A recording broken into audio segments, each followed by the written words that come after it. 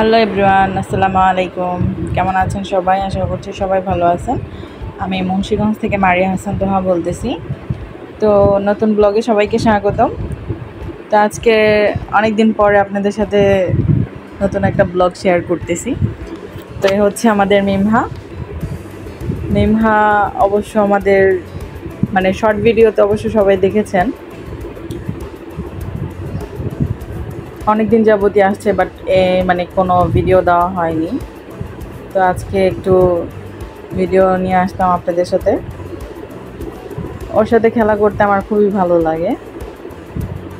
ও ততটা আসছে না যে অন্য সব বিড়ালগুলা একটু কি বলে দুষ্টামানি করে, ও ওরকম না। জাস্ট চুপ করে বসে থাকে, নিজের মন মতো খেলে, নিজের মন মতো বসে থাকে। আর বিশেষ করে বাহিরে প্রকৃতি দেখতে ওর অনেক ভালো লাগে। ও বেশিরভাগ সময় বাহিরের জানালার পাশে বসে থাকে। তো দেখেন, ছেলেকে পড়তে বসাইছিলাম, অবস্থা কি করছে। ও একাই পড়তে বসে, দুনিয়াতে আর কেউই পড়তে বসে না। তো যাই হোক, কী করার। তো এগুলা গুছিয়ে নিচ্ছি, সাথে বিছানাটাও গোছাবো। দেন ভাবতেছিলাম যে ছেলেটাকে একটু ফল টল কেটে দেই, ফল টল খাবে। তো ওইটাই করতেছিলাম। তো আশা করছি আপনারা সবাই ভালো আছেন।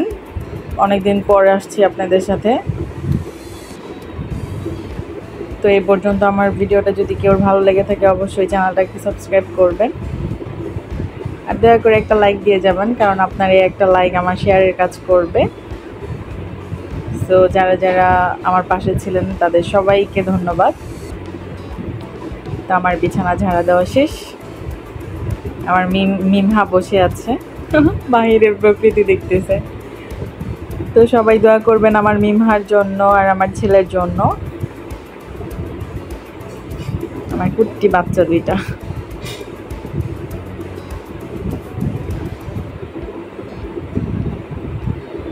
আর বসাটাও আমার ভালো লাগে, কি সুন্দর করে বসে আছে। তো দেখেন, বৃষ্টির কারণে সব জামা কাপড় বাহিরে রোদ, বারান্দায় রোদ দেওয়া। তো বারান্দায় তো আর রোদ আসে না, জাস্ট এমনিতেই দিয়েছিল।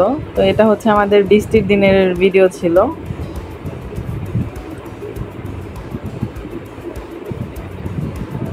ছেলেকে কয়েকটা ফল কেটে দেব।